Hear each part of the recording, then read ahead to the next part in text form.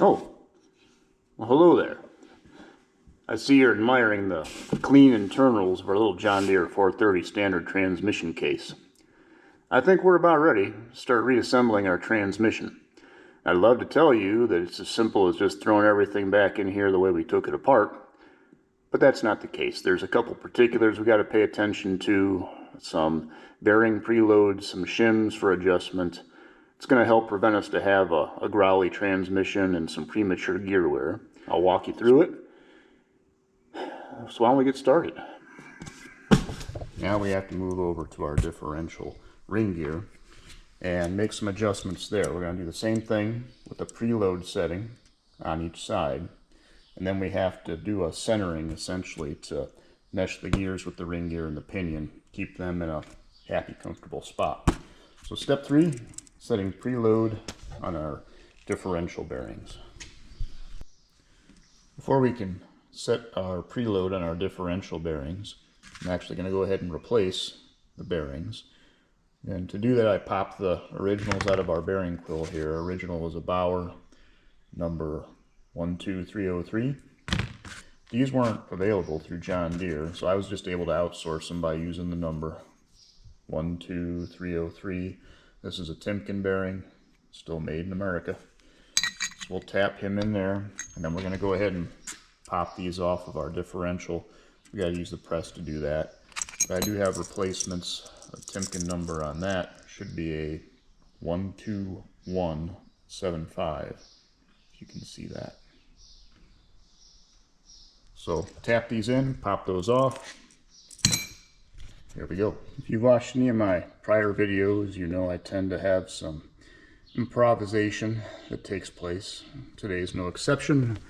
To try and pull this bearing off of our differential ring gear, I have this elaborate setup on the press, my little bearing puller kind of pinched underneath our bearing. We're going to push down on the differential and hope that our cribbing does not give way. There are some shims underneath this bearing that we want to try and protect, because we're going to use those to set our bearing preload as well as our backlash when we get our ring and pinion together. So let's see if this is going to work.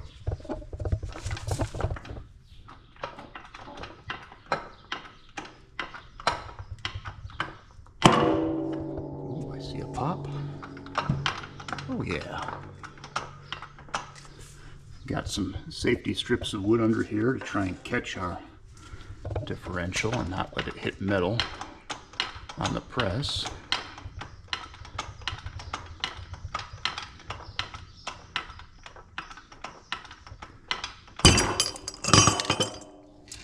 It's almost as if we knew what we were doing. First bearing off. I'll flip around and do the other side. We've got our shims on the back here, just like we had on our other side. And we're going to go read the manual. It's going to tell us how many to put on each side. Then we're going to push our new bearings on. Now for our initial preload setting, our manual wants us to use 30 thousandths of shims on the right side and 20 thousandths on the left.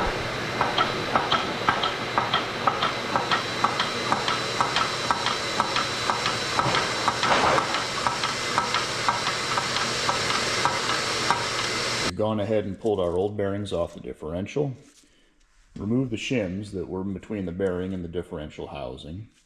And the manual wants us to start this whole preload measurement by putting in 30 thousandths and then 20 thousandths of new shims underneath our new bearings. That's what we've done, pushed our new bearings on with those shims underneath. I believe these shims come in 10 thousandths, 5 thousandths, and 2 thousandths.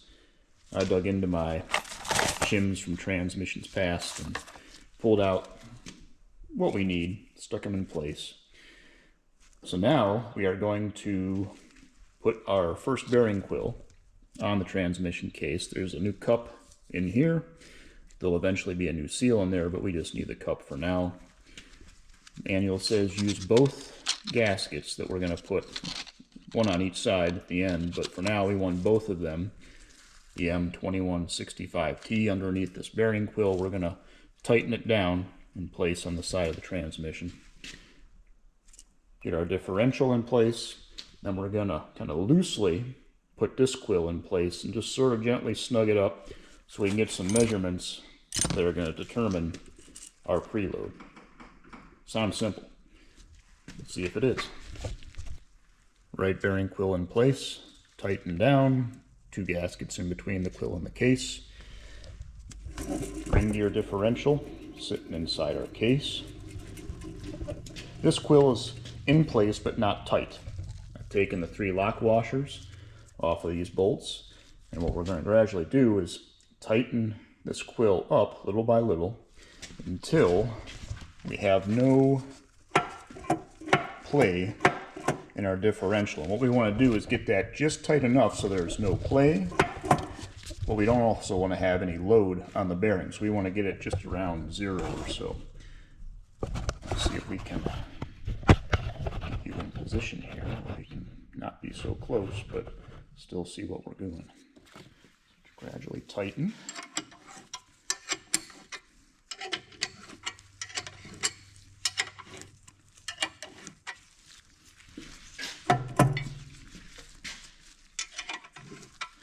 Looks like we may have to,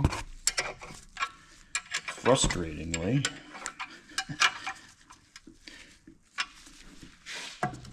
so we still actually have all the way tight there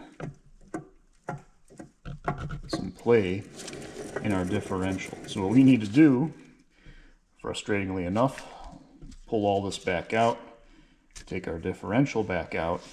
We need to put a little bit more shim probably underneath this side here to make this a little wider, so when I tighten our quill it actually secures it and we don't get that little bit of play. It's not much, probably just a couple thousandths. We could even maybe measure that and see what that is, but I'll give it some thought and we'll see what we come up with.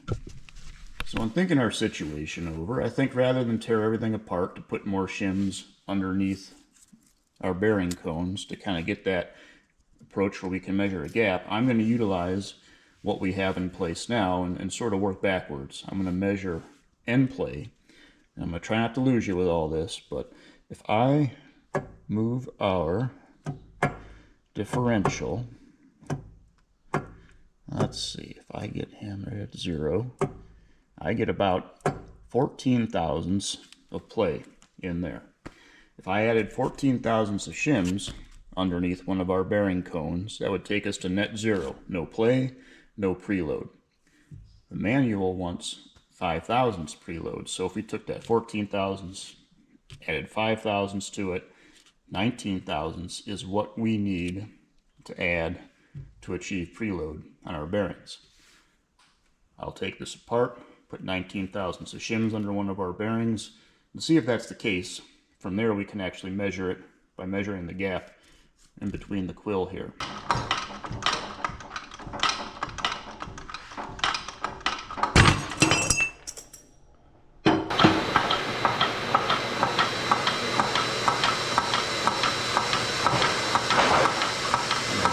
So I've gone ahead and added a couple more shims underneath the bearing on our differential.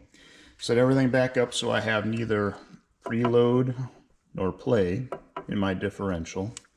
And what should be the case now in an ideal world is that I have 5 thousandths clearance in between this bearing quill and the transmission case. But as I work around it, it seems I actually have more like 7 thousandths, because I can fit the 5 thousandths, 7 thousandths gauge all the way around. Yeah, I think you're supposed to take an average of all the 3 locations. If I use the 6 to 8 thousandths gauge, the 6 goes in, but the 8 does not. So that tells me I have about 7 thousandths or so of an average through there. So really what I should do at this point is go back in, pull everything apart, take a 2 or 3 thousandths shim out from underneath one of our bearings again, and put it back together and try again. So close.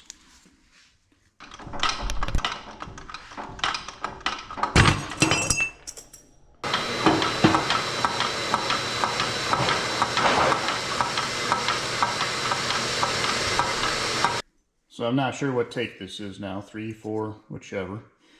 What I did is pulled a 10,000 shim out from underneath our bearing here, and I added in a 5 thousandths and a 2 or 3 thousandths. I don't know what the skinniest one is.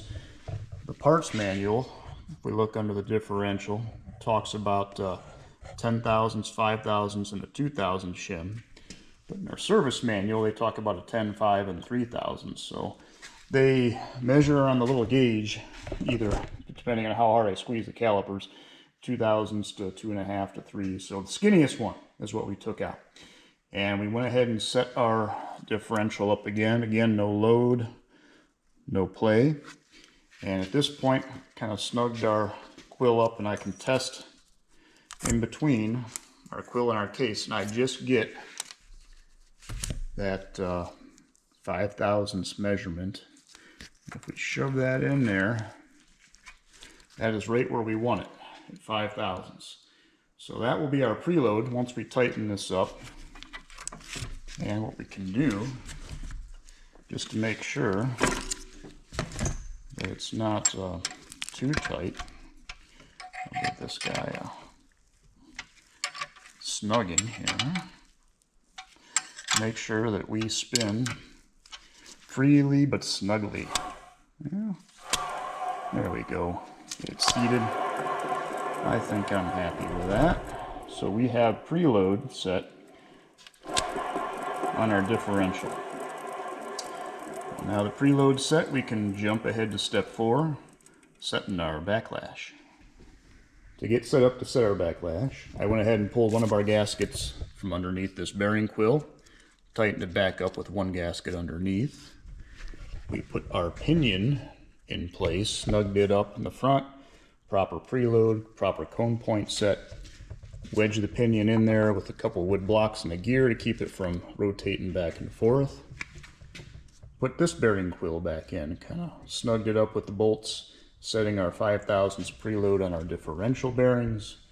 Should get us ready to check our backlash between the pinion and the ring gear. And what we want to see here is how much wiggle, how much movement there is between our ring gear and our pinion. So I'm going to try and hold the pinion steady with one hand and move our, if I get it set there, there we go. If I'm looking at that on the average, I get 7 thousandths. 7 thousandths backlash. What's amazing is that falls right in what the manual wants, between 6 and 8 thousandths inch backlash. I've never had one just be set right from the go before. Usually I gotta switch shims one side to the other. If we're too tight, if our backlash is really low, or if there's no backlash at all, we have to take shims from this side and put it on this side. If there's too much backlash, gotta take them from that side and put them on this side. The manual talks about, or gives you the stats on what shim moves the backlash, what amount. But we are right in that happy spot of 7 thousandths, according to my measurements here today. Something to take into consideration, though, is that these are a used set of gears. And it's very possible that these have had wear, where maybe setting them back to factory settings for new gears is not the best. We could still have some noise in our transmission because of that. Maybe to look into that a little bit more, what I think I'm going to do is take some of this Prussian blue, I'm going to call it an ointment. We're going to slather it on our teeth of our ring gear here and kind of see where our contact takes place. There's a pattern we're wanting to look for in terms of where our teeth come into contact. That will determine if maybe we should move this, even if our settings right now are ideal. There may be some adjustment based on that that could be worth our while. So, all right, to check our tooth contact, I'm going to take some of our Prussian blue here, kind of slather it on a couple of our teeth, put a nice little coating maybe on each side in there. I'm going to do a couple teeth. I just don't want to do one. We'll do about 3.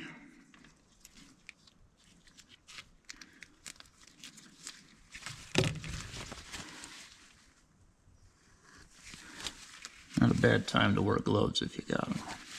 Alright, so I printed out a little paper here that kind of gives us an idea.